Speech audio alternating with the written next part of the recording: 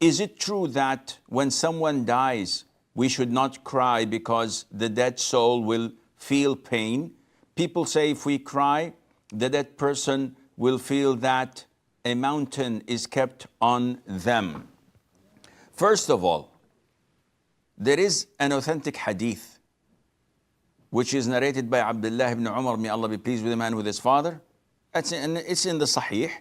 The Prophet said, alayhi salatu wassalam, that the deceased is tormented by his family's crying, weeping, or wailing, depending on how you translate the word, بِبُكَاءِ أَهْلِهِ عَلَيْهِ.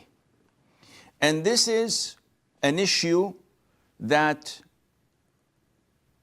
caused dispute among the scholars.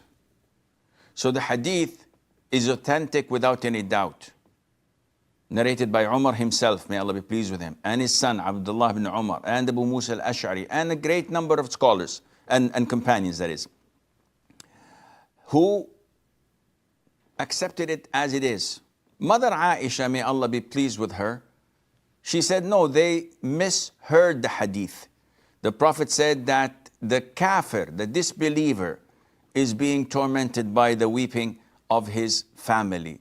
Because Allah says in the Quran, no bearer of burden shall bear the burden of another. وَلَا تَزِرُ وَازِرَةٌ وِزْرَ أُخْرَى. So what is his fault to be tormented for someone else's action? And the scholars brought a number of interpretations. They said, first of all, the hadith is crystal clear. There's no doubt about it.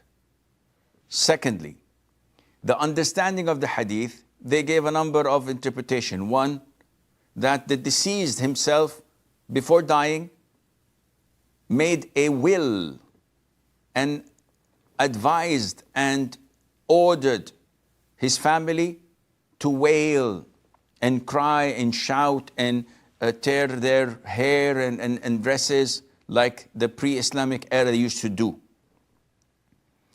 Another interpretation is that he knows that this is the custom of the women and the people in his community, yet he did not tell them not to do that. He was okay with it. He did not order them, but he was okay with it.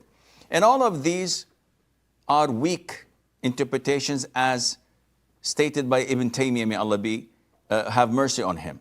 And he said that the most authentic opinion is that tormenting a deceased is not punishment.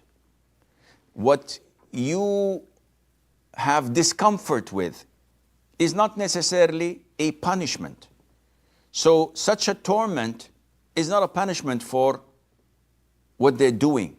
It is something that saddens you.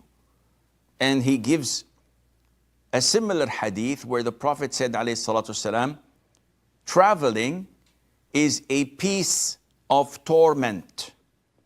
السفر قطعة من العذاب, prevents a person from eating and drinking. So the Prophet described traveling, alayhi salatu wasalam, to be a piece of torment, though there's nobody punishing you for it. But this is the hardship that you will face. So a deceased face such a hardship if his family weep, and to be specific, wail. See, crying is not a sin, weeping is not a sin. And a deceased would not be tormented because of his family's weeping. The Prophet himself, alayhi salatu wasalam, wept when his child, when his only son, Ibrahim, died. So he said, the eyes weep and the heart is saddened, and we do not say except what pleases Allah, and by Allah we are saddened for departing you, O Ibrahim. Therefore, weeping is totally a human characteristic. It's only natural. What is not is wailing. When women start tearing their clothes and pulling their hair or slapping their faces and saying, oh, he was my husband, he was my father, he was my brother, he was my rock that I depended on, he was this, he was that.